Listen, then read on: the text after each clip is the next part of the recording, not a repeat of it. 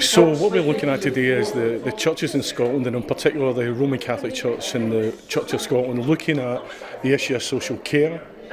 There's a particular issue around fair pay in the social care sector.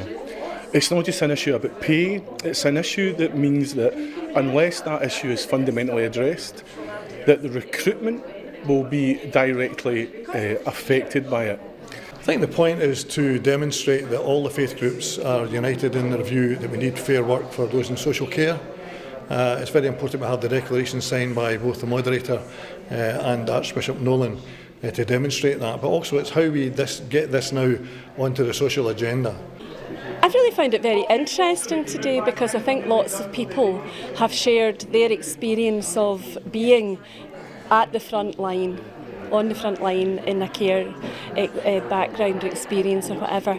And I think it's been really important for people to hear what it's like on a day-to-day basis when you're standing there as a manager and you can't recruit staff and you're using staff from agencies or other places, and when you're having to piece together the service from a lot of different angles. What I learned today is something phenomenal in the way of how social care is looked upon here in Scottish society.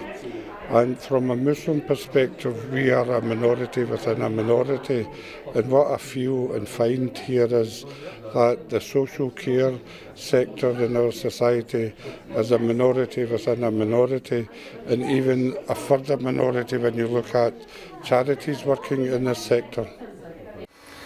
The mission of the Church is to carry on the work of Jesus to release the oppressed.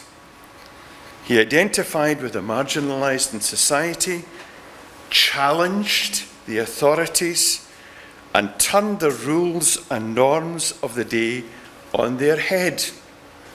This means paying heed to the voices that are seldom heard and taking action to create a system of care that is fair and provides equitable access. The care sector is neglected. The care workers are undervalued, underprivileged, and that is not just to treat them with a lack of respect and dignity, but it's also to treat those who look after with a lack of respect and dignity. The people they're looking after are our family, our friends, our parents, our grandparents, our family members who need help and who need care, and yet we're trying to do it, really on the cheap.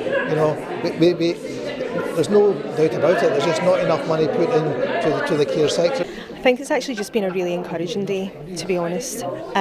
Just to kind of have that unity and that kind of agreement of what our mission is and what we would hope to see kind of happen along the social care sector. And so to have everyone come together and be in agreement of that, it's actually just been a really encouraging thing. I'm really hopeful about today. So as you know, I'm a Chief Executive of a large social care organisation, and I'm always talking about this issue as a provider. But when you talk about it as a provider, then I think you're in a bit of a conflicted situation, because it sounds like you might just be looking out for your own interests. Where the faith groups can really help, I think, in this dialogue is to talk about justice, mercy, dignity, human rights and respect. And without that conflict, these are just basic things that we should be thinking about for the people who use social care, supported people, and for the people supporting them. So I'm really hopeful that today we'll see a change. I think people are better informed, and I think they will take that into further action.